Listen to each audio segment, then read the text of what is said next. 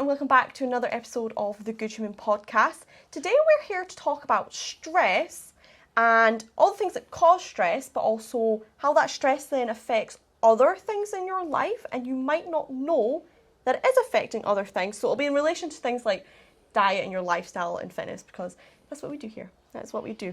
So things that cause stress, you get the obvious ones like work, moving house, going through a divorce. But you get less obvious ones like training. Training can be a stress if you train too much, if you train too hard. Relationships can be stressors. Being a mum and dad can be stress. And there'll be mum and dads out there are thinking, well, I know it's stressful. You don't need to tell me.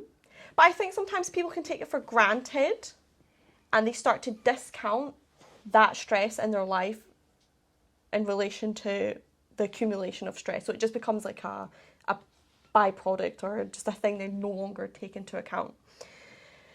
But this stress, so in relation, because we do like the fitness and the Good Human, when you're stressed, and we'll count stress right now as anything that takes a emotional, mental or physical toll on you, okay? So it's taking a toll on your energy, your kind of well-being. That stress can affect how well you do things like starting new habits, eating better, dieting. A diet, if you're on a harsh diet, that can be a stress. People know that. But your daily stresses affect how well you then go on to do other things like implement new habits, or if you want to start training more. And if you've got daily stressors, those things accumulate, okay? So they affect your energy, and we know energy is not infinite, okay? So it's finite, so you only get so much of it.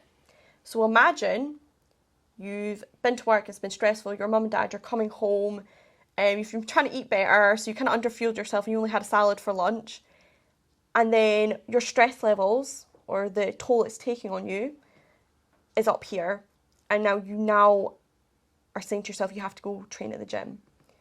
You're maxing out, and imagine you're doing that every day and you keep trying to implement new things. It gets to a point where it becomes really difficult and almost impossible. So that's what you need to take into account, and that's when we say things like you have to look at your lifestyle when you're trying to make changes. When you're trying to make habit changes or implement new things, you need to look at yourself as a whole and not just the singular thing, because people can get themselves bogged down and thinking they're a failure at their diet because they can't stick to it. But it can also be because you've got so much else going on where you have just not got the capacity to do well at that. And then, of course, that feeling of, I'm failing at my diet, I can't do it. Guess what that causes? Yeah, more stress. More stress. So it's like it's a vicious cycle. What's I write here? So if I have to make an example of this.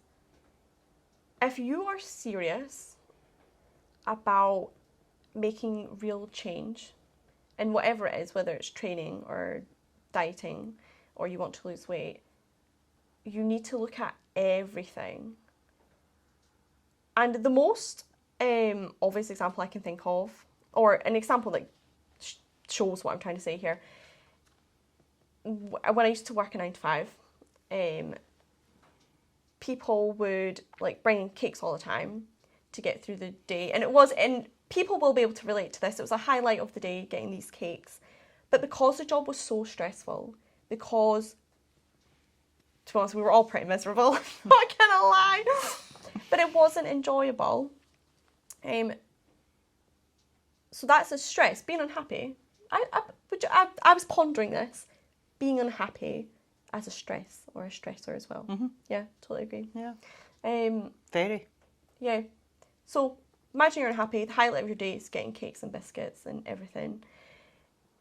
And then you're also, because everybody was always trying to lose weight, or doing the silly, like a fad diet.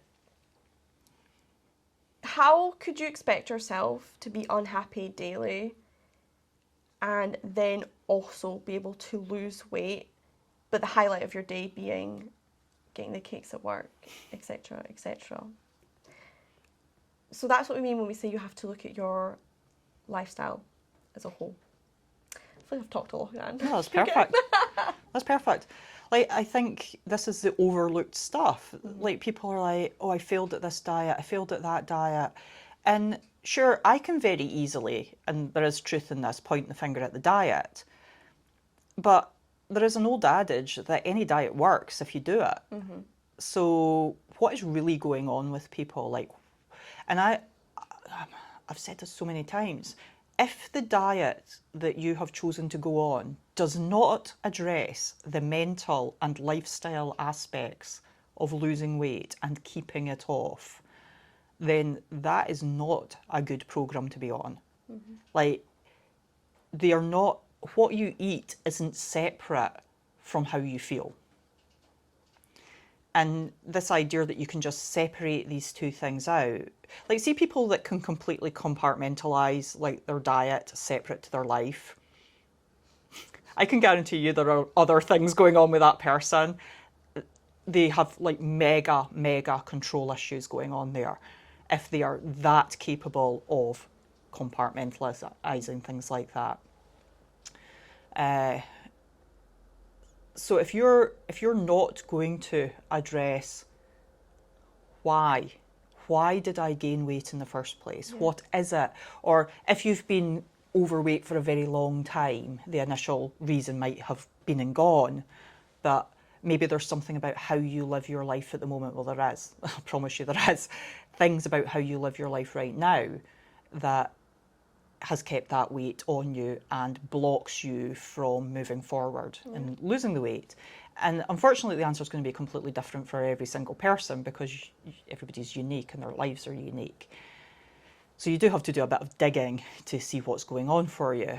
But in terms of stress, like, every part of that is stressful.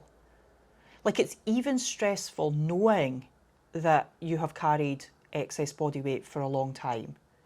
Like, far less what caused it or like why you've not been able to shift it. It's stressful just like thinking about it. And if you don't recognize that, like, the first key to change is like realizing that you need to change or want to change, you know, and then it's realizing you can change, and then it's the taking action. But when you look at yourself and you're like, you know, I'm so unfit, like, I'm so, you know, all these things that people say about themselves, so unfit, I'm so overweight, like, oh, the kids and bloody husband, and, you know, and like everything feels like it's like sucking the life out of you. Like, think about how stressful that is, but you might not see it as stress. You think that's just your life. That life should exist like that. Yeah. And we know it's well studied now, like, when you're trying to make change, you make it as easy as possible. But if your energy and your stress is like just at max capacity, doing anything else or making change just becomes so difficult. So difficult. So it is almost a case of, how do you make your life easier and better before you then take on another stressor like focusing on weight loss? Because it takes mental capacity to do it. That becomes important. It definitely, like, our world is not set up for dietary success. Like, please be aware that the world is against you. So it's not just you. You're not just like weak and pathetic because you can't say no to a donut. Those donuts are shoved in your face, and they are shoved in your face sometimes literally by the people that bring them to work. Yep. You know, oh, it's not going to matter just this once, is it? Oh, you're so whatever, right? Like, that's none of your business. Like, just get good at saying no to things, right? But the world is doing this, like, sometimes very, very literally like that, but it is also doing it subliminally, where cakes are a treat. But a treat, like, you're a 5-year-old. You know, it's like you're not 5, unless you are 5, in which case it's weird that you're listening to this podcast, but hi. Like, it is okay to think of food as a treat, but like, say you also considered buying diamond earrings as a treat. I don't think you do that twice a day every day. Good point. So try, it's that moderation thing again, isn't it? It's like, try and have a little bit of a realistic narrative with yourself about like how you view like the food bombs that are coming at you all the time, you know, through the TV, through social media, like through your friends, through your family. So it's not just you. It's not that you are just weak. Just know that it is an onslaught always. Absolutely. And so think about how clear your mind has to be in order to be able to deal with that easily. And that's why diet's not easy. It's not easy because people don't know what to do. That's a small part of that. Like, I could fix that in 3 sentences. Like, what to do, like, eat enough protein, eat enough fruit and veg, and minimize your heavily processed foods. It's not a secret, right? The secret is, how do you change your lifestyle? How do you change your whole mental well-being so that you can facilitate that simple recipe into your life? And see, identifying stress and where it's coming from, it can actually be pretty terrifying. See, once you get going with it, it can be pretty terrifying.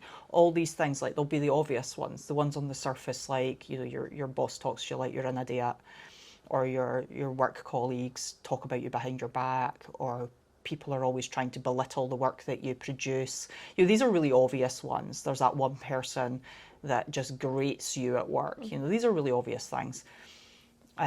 But see, once you get past the obvious ones and you start digging, like scraping down further and further and further, and you start seeing that there's all these other things that are causing you stress in your everyday life, yeah, it's a pretty rough journey. But trust me when I say these journeys are worth it, because you can't fix something that you don't know needs fixing. And once you see it, you won't be able to unsee it. Yeah. Absolutely. Yeah. I think like, stress is so bound up in your general well-being, your health and your mental well-being, that I would appeal to people to start looking. Yeah. And don't assume that, I think you sort of mentioned this at the start, like, this assumption that life has to be shit, that somehow there's a cosmic balance leans to the side of shitness. Yeah. Having too much fun, it must be shit You know, now. and that every time there's like a little moment of peace and joy, which is usually like people's like week-long holiday somewhere, that they think that life has to be shit so they can have that little moment of joy. Like, that's not right. That is not right. Life has done that to you to make you feel like you get 2 or 3 pockets of joy every year, and they're fleeting, and then they're gone, and then, oh, back to reality. Whoa, whoa, whoa, whoa. Reality should not be shit. Your everyday. Like, yeah, but it's a Monday. Nobody likes Mondays, do they? Why? Why does nobody like Mondays? Like, why is that a narrative? Why is that commonplace? Why is that something that we are allowing, we are creating, so that you have got convinced that that's just how people feel about Mondays? That's normal. Yes. As if it shouldn't be a thing. That's not even consideration, because Monday's just our shit. Your job, you shouldn't like your job. It's terrible. And it's actually downplaying us having those inside jokes as a society, is downplaying the magnitude of how not okay it is to hate your everyday. It's making it okay by having these little jokes, and that's just the norm, and it's not a big deal if you hate your job. It's everything. It's your everyday life. And then, to tie that in with what we're talking about, imagine being unhappy every day and the stress levels because of that, and then trying to make a change. It's just a recipe for, like, just not happening. It's impossible. Not impossible. No, it's fairly impossible. It's fairly impossible. It means that if you are actually managing to make the change, you're probably doing it from a place of, like, real, like, absurd levels of control and force. It's because I've had people tell me when they've either switched from a job or they've moved places or started a new hobby, they've just lost weight without trying. Or things have just changed without trying. And I genuinely believe that is the case. Yeah. Because other things in their lives have changed because you're no longer turning to food as your... Well, I think your case is a perfect one, right? Yeah. You were talking about people bringing the cakes in. Does that still happen? You're not faced with that now, are you? It's not a temptation, and it's not the thing that's making you feel better throughout the day. You're not looking for those little comforts anymore because your life is no longer one big painful, unhappy ball. Yeah. So interesting. So, here's the big question. What can people do about it? What can people do about it? I'm going to take a hazard and say most people probably don't like their jobs. Most people. And it's dead easy to say change your job then. But for a lot of people that's not the case. It's not impossible, so it's never impossible for you to do anything, but there are just obviously considerations you have to take into account then if you have kids and you've got a house and blah, blah, blah. But you can start making practical steps in the right direction. And maybe that means you have to retrain. Do you know, I don't know if you saw this post, because I think it's in our members group, and I wrote it yesterday, but I think it's for like 3 or 4 days' time. And I've asked, and it's a discussion Beth and I have had recently, on a whim, I created like a vision board, did it on Pinterest, and I said to Beth, like, should do the same, because I've noticed that, see, when you ask people what they want from life, they don't know. Now, how are you supposed to change your job to something better if you literally do not know what it is that you want from life? Good point. If you don't know what happiness looks like for you.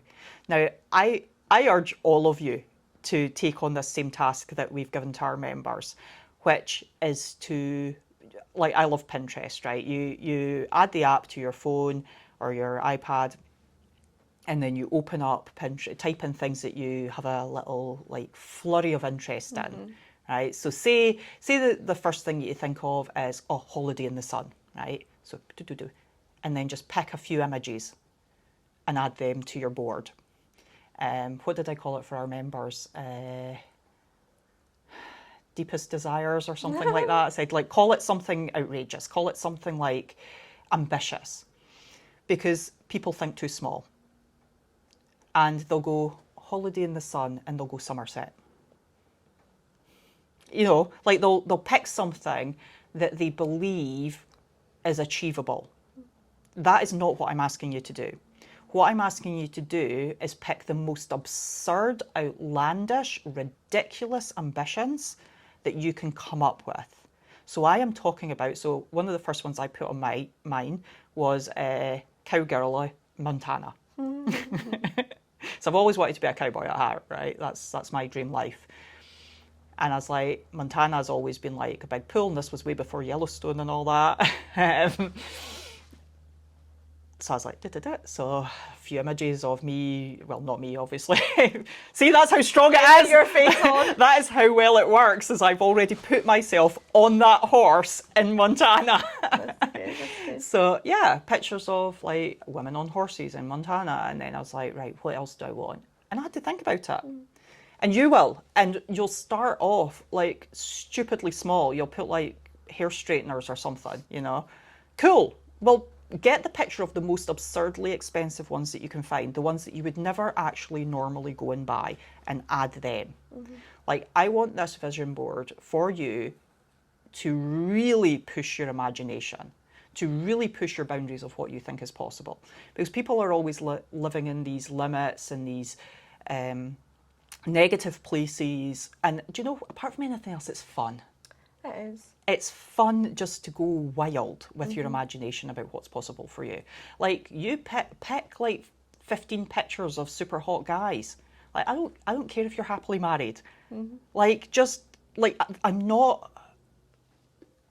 It's this idea of expanding your brain way past what is normal for you. You're so, what is normal, and go into this wild abandon of anything is possible. absolutely. Do you know what that does? That takes your brain from focusing on, I hate my job, I hate my life, and it turns it into something proactive. You're taking a step in the right direction, and even if that step is first just finding out what you want and getting to understand it, once you've got a clear picture, or a picture, that becomes easier, taking steps towards that, because you know what you don't want. You know. So you have to know what the alternative is going to be to take a... It's astounding how little you know about what you want. Astounding. Yeah. You might not know that you want to be a public speaker. Like, because you believe that's not possible for you because at the moment you're working in accounts. It's keeping you bogged down. It's Yeah. keeping you... What's that? You can't see the forest for the trees or something? Yeah. It is. You're just so bogged down in the level that you are at where you can't even envision yourself, like, things being different. You can't even envision things being different. No. And like, so I am not promising you that you will go from accounts to being a public speaker. But what I'm saying is that if you're in accounts, you might not even dream of something like that being a possibility for you because you cannot see it, right? But what might happen is that you go, oh, I would love that. I'd love to be able to stand in front of everybody, and you know they're bought in, they're there, they're like everybody's invested in the same dream that I'm having because they bought tickets to come to the events, right? And you're talking like that might lead you to like a teaching thing, or it might lead you to some sort of leadership thing, or it might even lead you somewhere within the job you're still doing. Yes. Like human resources, or like I don't like project management or something, like something that you didn't know that you were actually like pretty keen on. Because you have to unearth it, and you have to unearth it out of this place of habit and routine and resignation that's happened slowly and insidiously over the years, that has trapped you, and it's trapped your imagination. And I know for a fact that people are listening to this and they are already limiting what they think they can have. They're already kind of going, oh, Pinterest, oh yeah, I've already got that. And immediately they're like, you know, instead of going like, so holiday in the sun, they're going, well, I'm not going to put Cornwall because she just laughed at that. Cornwall's beautiful, by the way. So I'm going to put Ibiza. That's what I was going to say. You know, it's like forget that. Like think incredible. Think Barbados. Like think Hawaii. You know, like think Saudi, or like places that you're not thinking. Think big. Yeah. Set yourself free. Set your imagination free. Because without your imagination to see like a different future, you're going to stay in the one you're in. Absolutely. And without any inclination of what you want, then you might just be frozen with what you've got. Settling. So there's like a simple, fun, actionable thing that you can do that requires not actually changing anything. You know, it's a baby step, right? But it's, Mental shift. Trust me when I say it's really important. Yeah. It's opening a door that you didn't know needed opening. So Jenny is stuck in accounts. She's got 3 kids ranging from 7 to 13. She's got a all right relationship with her husband, but like they mostly just watch Netflix together and don't actually really have proper conversations about anything anymore. They never talk about their dreams and their hopes that they did when they first got together. And the last holiday they took was to visit his nan in Perth. And that was not last, in fact, no, that was before COVID. Yeah, that was before COVID. So, you know, Jenny's a bit freaking bored and fed up and stressed because she's just remembered that she forgot to get the chicken out of the freezer for dinner tonight.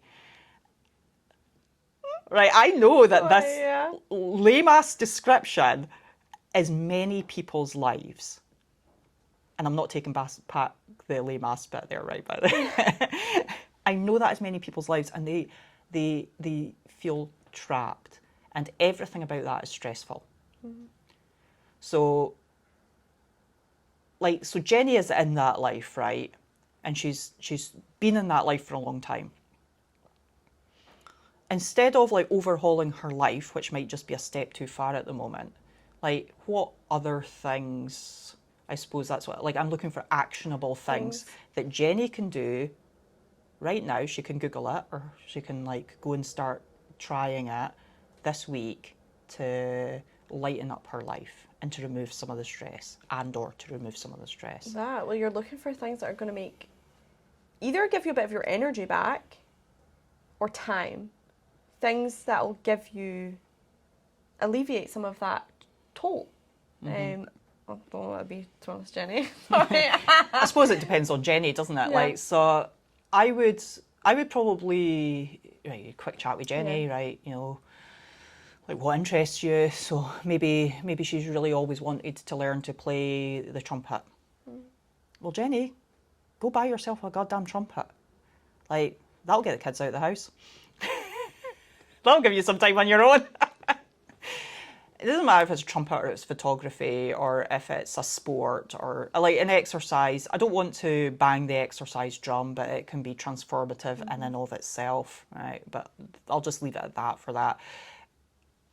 What I'm saying is, like, you've got to try and give some things to yourself. So give yourself a little bit of joy. It might be knitting a hat.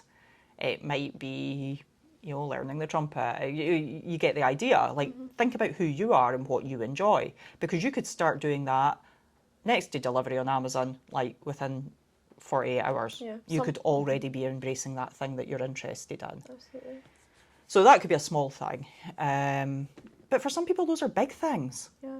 You know, you're really looking for something, either a thing or like removing things that are going to take you out of that feeling of like the stress and the feeling that you feel every day. Something that's going to make you feel different, to start you on that path of like things being different. I think so sometimes, like the low-hanging fruit, you're pushing it out of the way. You can't actually see it when actually you should be picking it. And like, what about saying to your husband that you just sit and watch Netflix with, and the kids that you barely chat to because you're always telling them to shut up and go to their room or whatever? Like, what about saying to them, like, just want to go a walk down to the river? Oh, Mum, come on, get your shoes on, let's go. You know, and then, like, I don't know, like, try and make it kind of fun, like, you know, chase them, race you to the tree. Like, you know, As single people, do you know what? I'm just saying, like, we need to take a little bit of the seriousness out of it all. Like, just have a little bit of simplicity, a little bit of, like, go for a walk. Like, you know, just like, what kind of tree is that? I don't know. Look it up on your phone. Like, you know, as single people, do you know what? I'm just saying, like, we need to take a little bit of the seriousness out of it all. Like, just have a little bit of simplicity, a little bit of, like, go for a walk. Like, you know, just like, what kind of tree is that? I don't know. Look it up on your phone. Like, I just think people overcomplicate things. That's what I'm saying. It's like people are looking for like big answers when most people need to start with some pretty small answers. They need to start with investigate that hobby that they have an interest in. Get out of your house. You know, get yourselves out of the separate rooms that you have logged yourselves away in. And I don't care, like, so if you're single and you're not Jenny with the family, like, get yourself out of your stupid concrete box. Yeah. Go find new people to talk to. Go find a group of, like, join a class. Yeah. Like, it doesn't have to be sport, right? If you've got like this, like, if the thought of sport like makes your heart beat faster and starts you sweating, actually that's a good start. Then go and do a class in something, like look up your yeah, beautiful, right? I'll tell you what, creativity and making things is incredibly rewarding to the human spirit. And do not tell me that you're not creative and you're not artistic. I don't care if the pot that you make looks like it was dug out of the garden, right? I don't care. It's not the product, it's the process. Yes. You know, or like get an adult colouring book. Like, I don't care, like, just something that's creative, that is a little bit of you gets to come out. So the other one that I think is we have to mention that we've not yet is meditation. And I think it's pleasant that meditation's becoming more of a acceptable thing in the Western world, because the Western world would have you assume that that the body and the spirit were not like one, your mind and your body. They would have you very separate, and they would have you consumed by consumerism. So just know that, like the rest of the world outside the Western world, like they meditate. So millions of people, millions, it is commonplace. It's just became less common in the Western world as we've tried to suppress, like, I don't know, like suppress that better side of people, you know, like, so it gets ridiculed. I think it doesn't really now. But yeah, people it definitely did though. Yeah, people will still get an eye roll from some folk if they say that they were meditating. Like, and I've experienced it. I've told people to try meditating, and they've kind of given me that like taken aback look, like they didn't think that would come from me. Like, oh, really? You know? And I'm like, yeah, really, like really. Yeah. Like, we are the ones in the Western world that are wrong here.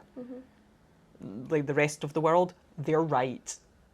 Yeah. You know, there is something in meditation that it looks a little bit different for everybody, for sure. But there is something there. And you know, I'll be perfectly honest, see if all you get from it is 10 minutes trying to get rid of all the noise and the chatter in your head and just be at one and be quiet. Like, that is worth it. It is. If that is all you get, then that was worth it. I think people get stressed with meditation. I know I definitely used to, and thinking they're not doing it right if their mind does drift off, and but that's just part of it. That's part of the process. And if all you get from it, like you said, if I was to say somebody, if all you get from it is like 10 minutes where you've focused on your breathing somewhat, you feel better for it. That 10 minutes of meditation makes you feel different. I think it's take that 10 minutes when the world stops spinning and life stops rushing past. You know, it's like you stop time for that 10 minutes and things just are. They just are. And I've had so much, because I've thousands of conversations about this, right? And folk are like,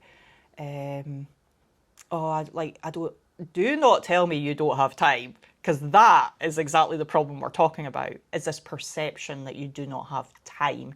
Don't tell me you don't have 10 minutes because you just spent, check your phone, tell me how much screen time. Yeah. That is trying to, that's probably another conversation about stress and stress-inducing things. Yeah, people are running away from themselves a lot, you know, and being able to sit quietly with yourself for 10 minutes, eyes open, eyes shut, whatever it is. Like, be. Yeah, just be. Yeah, it's like that experiment that they did where they shut people in a room for half an hour with an electric shock machine, and people had played with it beforehand, so they knew what the shock felt like, and they took their phone off them and everything, just shut them in the room with this machine. And it was something like 70% of them went over and like shocked themselves, because they would literally rather get an electric shock than sit inside their own head for half an hour. Crazy, it's wild, isn't it? To me, that's terrifying. Yeah. To me, like, it's funny, right? But see, the more you think about it, the worse it gets. Yeah. Well, yeah. So yeah, that we hope this was helpful, guys. Just helping you think about stress, things that cause stress, but also how that then affects your life and the changes you're trying to make and the things you're trying to do, and hopefully it leaves you feeling less guilty or less annoyed with yourself if you're not able to stick to your diet or make a change, because it's not about willpower. Okay, that would be like my kind of bottom line. So we hope you enjoyed this. Please give us a like and a subscribe, whatever you're watching us on or listening us on, and we will be back same time next week with another episode of the podcast. Okay, thanks guys, bye for